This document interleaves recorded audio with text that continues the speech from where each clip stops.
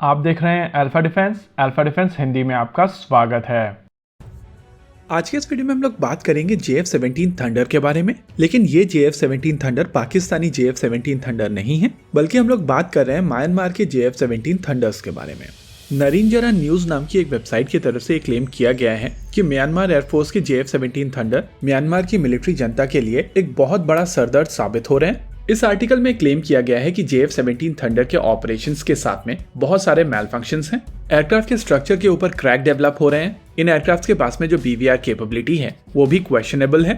लेकिन ये परेशानी नई नहीं है, ये परेशानी साल 2022 से आ रही है और म्यांमार को ये एयरक्राफ्ट साल 2019 से मिलना शुरू हुए थे। आर्टिकल में आगे क्लेम किया गया है कि इस एयरक्राफ्ट के साथ में जो परेशानी है उसको रेक्टिफाई करने की कोशिश पाकिस्तान पहले भी कर चुका है, लेकिन उसके बहुत ज्यादा फायदे हुए नहीं है। चलिए, ये तो हुई क्लेम्स की बातें, लेकिन आइए समझते हैं कि रियलिटी कहाँ पर है।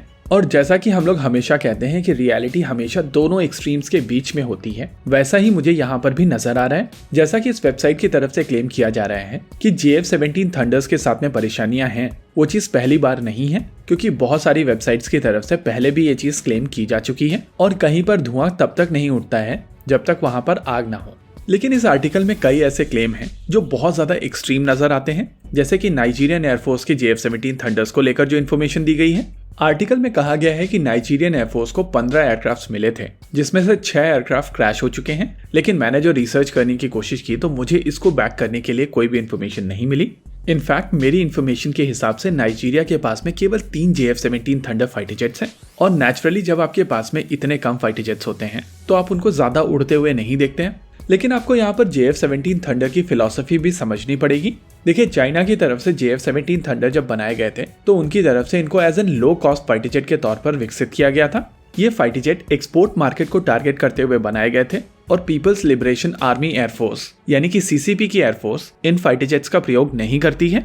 इन फाइटर जेट्स को स्पेसिफिकली इस तरीके की एयरफोर्सेस के लिए बनाया गया था जो बहुत ज्यादा कॉस्टली फाइटर जेट्स अफोर्ड नहीं कर सकती हैं, और इनके डेवलपमेंट के दौरान कॉस्ट सबसे इंपॉर्टेंट फैक्टर माना गया था। अगर आप प्रोजेक्ट मैनेजमेंट के गोल्डन ट्रायंगल को देखेंगे तो आपको समझ में आएगा कि अगर 3 कॉन्स्ट्रेंट्स कॉस्ट, टाइम और स्कोप को एडजस्ट किया जाए तो क्वालिटी मेंटेन की जा सकती है। लेकिन अगर आप लो कॉस्ट में एक ऐसा फाइटर जेट बनाने की कोशिश करें जिसमें हर तरीके की कैपेबिलिटीज हो, यानी कि वहां पर स्कोप कम ना हो, तो आपको क्वालिटी के ऊपर कॉम्प्रोमाइज करना पड़ेगा। और इसी वजह से JF-17 थंडर की क्वालिटी टॉप नॉच नहीं है। इस एयरक्राफ्ट की अपनी खुद की परेशानियां हैं और कहीं न कहीं इसके पीछे जो कारण है वो चाइनीज इलेक्ट्रॉनिक्स और एवियोनिक्स, रशियन इंजिन्स और पाकिस्तानी स्ट्रक्चरल कंपोनेंट्स हैं। देखिए, JF-17 थंडर के स्ट्रक्चरल कंपोनेंट्स को बनाने के लिए कॉम्पोजिट का प्रयोग नहीं किया गया है और ये ऑल मेटल बॉडी वाला एयरक्राफ्ट है। लेकिन ये एयरक्राफ्ट एक सिंगल इंजन से पार किया जाता है और इस वजह से जरूरी हो जाता है कि इसके स्ट्रक्चरल कंपोनेंट्स को हल्का रखा जाए, जिसके चलते आप एक अजीब सी सिचुएशन में फंस जाते हैं।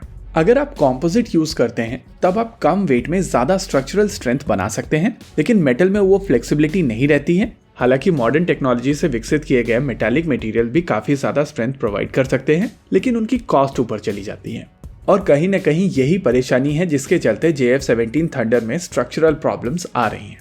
पाकिस्तानी एयरफोर्स एक काफी प्रोफेशनल एयरफोर्स है और उन्होंने ये परेशानी JF-17 थंडर में पहले ही समझ ली थी। यही कारण है कि JF-17 थंडर ब्लॉक 3 के जब प्रोटोटाइप्स निकलकर सामने आए थे उसके तुरंत बाद उनकी तरफ से J-10C फाइटर जेट्स को लेकर चाइना के साथ में एक डील साइन कर ली गई थी। और ये चीज दर्शाती है कि पाकिस्तानी एयरफोर्स जो वेस्टर्न हार्डवेयर को काफी पहले से ऑपरेट कर रही है, उन्होंने JF-17 थंडर के साथ में जो परेशानियां हैं उसको ज्यादा डिटेल में समझ लिया था और ये भी रियलाइज कर लिया था कि इनको रेक्टिफाई करना मुश्किल है। होप इस न्यूज को लेकर अब एक बेटर क्लैरिटी आ चुकी होगी। इसी के साथ आज के इस वीडियो में रखते हैं केवल इतना ही। वीडियो को अंत तक देखने के लिए धन्यवाद। देखते रहिए अल्फा डिफेंस। जय हिंद।